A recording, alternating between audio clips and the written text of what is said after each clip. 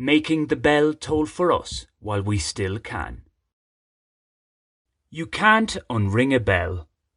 Of the many quips former Ireland men's rugby coach Eddie O'Sullivan has uttered, that one regularly reverberates in my mind. In more common parlance, it's expressed as, what's done is done. It can't be undone. If it's something that needs fixing, requires a remedy, this may be possible afterwards, but we can't go back in time and redo the original action. The best we can do is to try to learn from it and not make the same mistakes again. Certain events, however, allow one shot only. Yes, similar situations may arise in the future where we can adopt a wiser approach based on experience, but no two scenarios play out exactly the same. Returning briefly to O'Sullivan and the Irish rugby team that he once coached, followers of the game are well aware of Ireland's failure to make it to a World Cup semi-final after 9 attempts.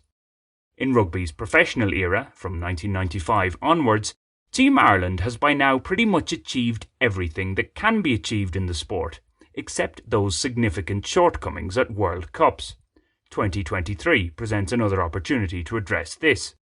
Of course, the personnel involved in each World Cup selection changes, as does the location and the makeup of the other competitors. A new bell is being rung each time, so to put it. And so it is with every new challenge. None is exactly like another because there are so many variables at play. Over the last 4 years, I've had, if I recall correctly, 8 online job interviews. 3 of those were for positions that I'm fairly certain I would have said yes to had I been the preferred candidate. Obviously enough, I wasn't.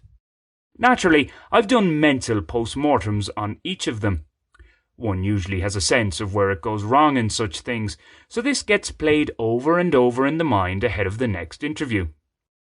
As somebody who prefers in-person meetings over online ones, being forced into the latter is a negative before a virtual ball is kicked. My job interview record suggests I have to be seen to be truly believed, or at least hired.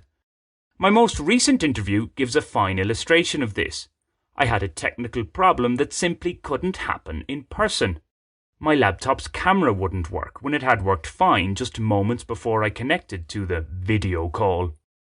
As it transpired, I have it on good authority that this glitch had no bearing on the outcome. After all, the interview was for a job where it was much more about my voice, my current affairs and news sense, and my ability to write news bulletins. How I looked was not of major importance. That aside, I did have to write up and record a news bulletin against the clock. When my low-spec laptop has to multitask online, it often throws a tantrum. Its temperament on this occasion made an already stressful task somewhat more taxing than it needed to be. This might sound like a not very skilled workman pointing his finger at the tools at his disposal, but it's not. I'm just stating the facts. These aren't excuses. In any case, that I wasn't offered the job may have as much to do with my distance from where the gig is based as to my interview performance. I say this because I was told that if I happened to be in the city where the work is in the coming months, I should contact the interviewer for potential freelance opportunities. As rejections go, this was one of the gentler ones I've received. Or could it be that the company in question is just being overly and unnecessarily nice? Whatever the real reasons are, I am left with the feeling that I didn't give the best account of myself on the day. My performance could have been a few percentage points higher. The bell that I rang on this occasion just didn't sound quite right for its target. More specifically, the news task did remind me why I prefer interviewing and presenting programs, i.e. a format that allows for some unscripted dissection of current affairs, to composing bulletins. Alas, such paid gigs are thin on the ground. I still have the occasional nightmare of rushing from a radio newsroom to the studio for a live bulletin with just seconds remaining to broadcast time. Or, worse again, actually being in the studio with no news to read at all. I'm fairly sure that second scenario never happened in reality. Well, not to the extent visualised in my nightmares. I did, though, have to make up the weather forecast once or twice. In Ireland, one is rarely wrong in prognosticating wind and rain. That I have such uncomfortable dreams these days could be due to my largely stress-free, relaxed-paced life on Bogota's mediocre lane.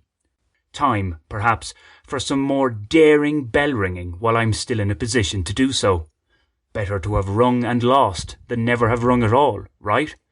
And there's no avoiding the eternal empty silence that awaits us all.